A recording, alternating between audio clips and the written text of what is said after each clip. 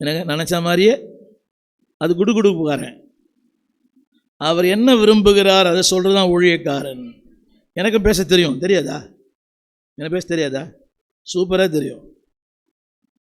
ஆனால் அவசரம் நிற்க முடியும். எனக்கு அந்த ரெண்டும் போயிடும். இது போயிடும். இப்போ போட்டாங்களே, தயவும் போயிடும், அவருடைய காருண்யமும் போயிடும். இங்கிலீஷ் பைபிள் அவங்க போட்டாங்க, ஆன்சர் இன் ஆல் டைம்ஸ். எல்லாம் கேளுங்க. அது போடுறீங்களா? எல்லாம் தமிழில் போடுங்களேன். தமிழில் போட்டிங்களே, தமிழில் போட்டிங்களே, பிரிவினை ஒன்று போட்டிங்க தமிழில். இப்போது கடைசியில் ஆலோசனை கேட்பது ஒற்றுமை தரும் அல்லது பிரிவினையை தரும். சத்தமா, ஆல் மதர் அண்ட் ஃபாதர்.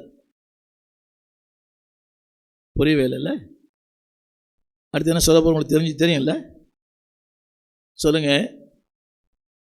நல்ல ஆலோசனை ஒற்றுமையை தரும், தவறான ஆலோசனை பிரிவினையை தரும். கவனிங்க, இந்த பிரிவினை இல்லை, அந்த பிரிவினை. இது பரவாயில்லை, இது ஒரு அல்வா வாங்கி கொடுத்தா சரியாயிடும். சரியாயிடாதா? ஒரு பிரியாணி போட்டால் சரியாயிடும். படித்து பார்த்தீங்களா? 2 நாளாகும் 16ஆம் அதிகாரத்தில் யோசபாத் தேவ மனுஷன். ஆனால் அந்த யோசபாத்தை ஒருத்தர் பிரியாணி போட்டு கவுத்துட்டான்.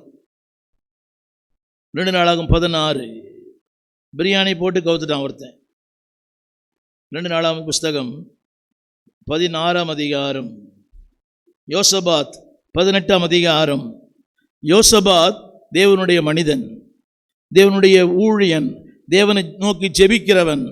கவனிங்க, எல்லாம் சொல்லுங்க. அவன் 18:1 சொல்லுங்க. அவன் ஆகாபோடு, அவன் யார் தெரியுமா? ஆண்டவருக்கு எதிரி, அவன் தேவனுக்கு தூரமானவன், அநேகரை கொலை செய்தவன், தேவனுடைய பகஞ்சன். யாரோட சேர்றார் இப்போ? ஜெபிக்கிறவர் யாரோட? அவர் தெரியும் எப்படி கவுக்கணும்னு.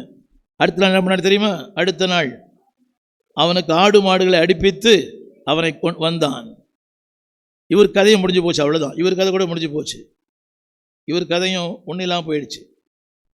புரியுது அவங்களுக்கு? இவர் கதையும் கடைசி வார்த்தை. இவர் கதை ஒன்றும் இல்லாமல் போயிடுச்சு. எல்லாம் படிக்கிறீங்களா?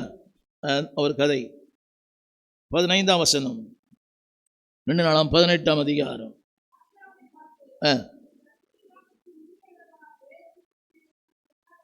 31ஆம் வசனம் சொல்லுங்க. 31ஆம் வசனம்.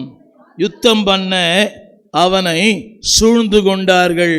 ஹலோ, யுத்தம் பண்ண அவனை. சாப்பிட்ற இடத்துல கவனமாக இருக்கணும். அவங்க சாப்பாடு போடுறது என்னதுங்க? உங்களை கவுக்கிறதுக்கு. யுத்தம் பண்ண பரவாயில்லையே, பாஸ்டர் கூட எங்களுக்கு பிரியாணி போடல, அந்த ஆள் என்னை கூப்பிட்டு பிரியாணி போட்டார், நிறைய கொடுத்தாரு, நல்லா சாப்பிடு மகளேன்னு சொன்னார், 65 வச்சார், எனக்கு 2 கூட கொடுத்தாரு. ஏன் தெரியுமா? உன்னை ஒன்றும் இல்லமாக்க. ஆனால் அந்த நேரத்தில் கூட அந்த வசனம் சொல்லுது, யோசபாத் கூக்குரலிட்டான். யோசபாத், ஹலோ, இது தேவையா? பிரியாணி சாப்பிட்டு ஒரு கூக்குரல் தேவையான்னு கேட்டேன். பிரியாணி சாப்பிடாமலே ஒரு கூக்குரல் இட்டோம்னா பரலோகத்தின் பலகணிகளையே திறப்பார். ஒருத்தவங்களை கூப்பிட்றாங்கன்னா ஜாக்கிரதையாக இருங்க. புரியுதா உங்களுக்கு? ஏன் என்னை கூப்பிட்றாங்க? அடிக்கடி கேட்பேன். என்னை கூப்பிட்ற இடத்துல தான் கோடிக்கணக்கான பிரசங்க இருக்கிறாங்க. என்னை ஏன் கூப்பிட்ற?